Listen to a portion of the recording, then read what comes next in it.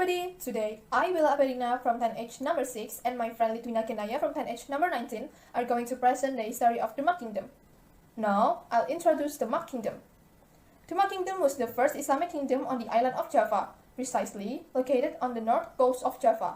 It was found 1475 and ended in 1554. The location of Demak Kingdom at that time was by the sea, in the Bintara village, which now became Demak.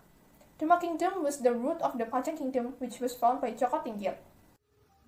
Now I will present about the early standing.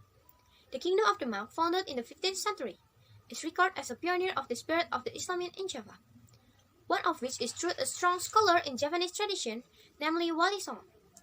The establishment of this kingdom began when the Majapahit Kingdom fell in the 15th century.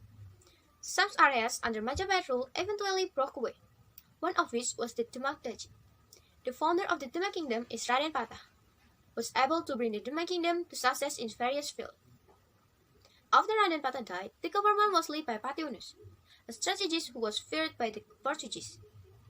Patiunus made the Demak Kingdom strong in its maritime power, marked by a stronger royal fleet. However, this troubled the Portuguese, who always had a monopoly on trade. There was a war between the Portuguese and the Demak Kingdom in the Malacca Strait in 1521. Patiunus died in the war and was replaced by Sultan Trenggana. Sultan Trenggana managed to expel the Portuguese from Sunda Kelapa. The next is heyday. The Demak Kingdom became the strongest kingdom in Java in the early 16th century under the leadership of Sultan Trenggana, because he succeeded in controlling many areas in Indonesia. Attack after attack was launched to conquer all Hindu-Buddhist kingdom in Indonesia. Demak wants to expand and strengthen his kingdom. One of the ways this is done is using an interroyal marriage system. Sultan Trenggana conducted a political marriage with the regent of Madura, namely marrying Princess Sultan Trenggono with the son of the regent of Madura, Joko Tingkir. This is also done to expand the power and spread Islam. Sultan Trenggana died in the war to conquer Pasuruan.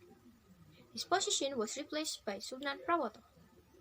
The chaos in Demak began after Sultan Trenggana died, and many descendants of the fighting kings want to win over the throne of the Demak Kingdom. After experiencing glory, in the end, the Demak Kingdom collapsed.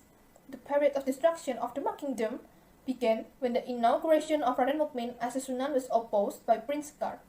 Rebellion was inevitable. In the battle against Raden Mukmin, Prince Sekar was killed. Arya Penangsang, son of Prince Sekar, killed Raden Mukmin and finally ascended the throne and became the fifth king of Demak.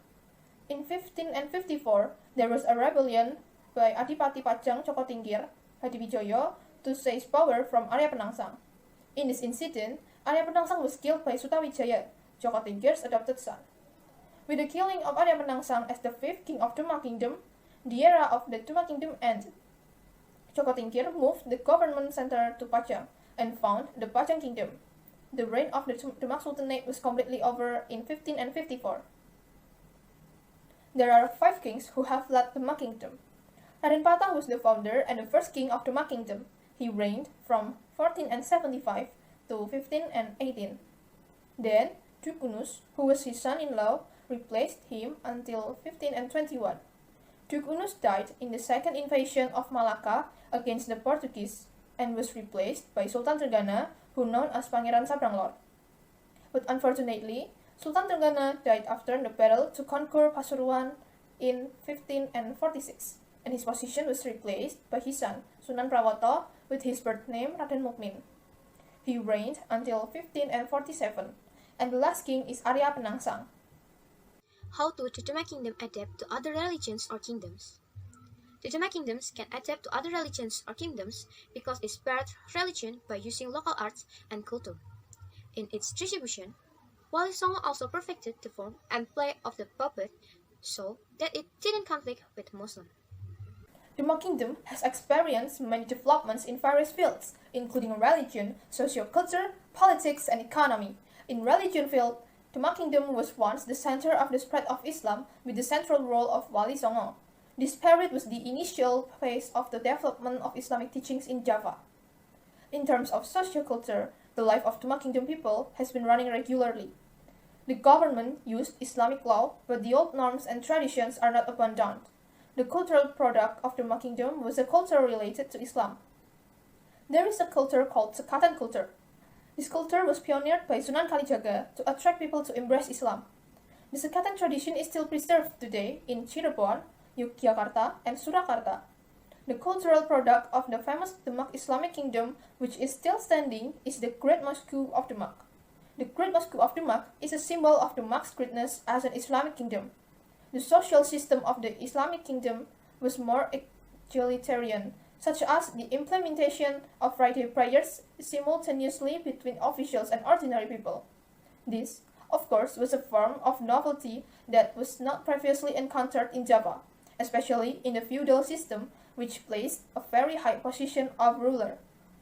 Almost all Demak people, especially those in the center of power, are Muslim. The third is political, has a sultanate government system, has power originally in central Java. Till the rule of Sultan Trenggana, this kingdom managed to expand its territory to West Java, Banten, Jayakarta, East Java, and several parts of Cirebon. The next is economy. The strategic location of the Demak kingdom, in the middle of a national shipping route, and has a large port, encouraged trade activities to develop rapidly.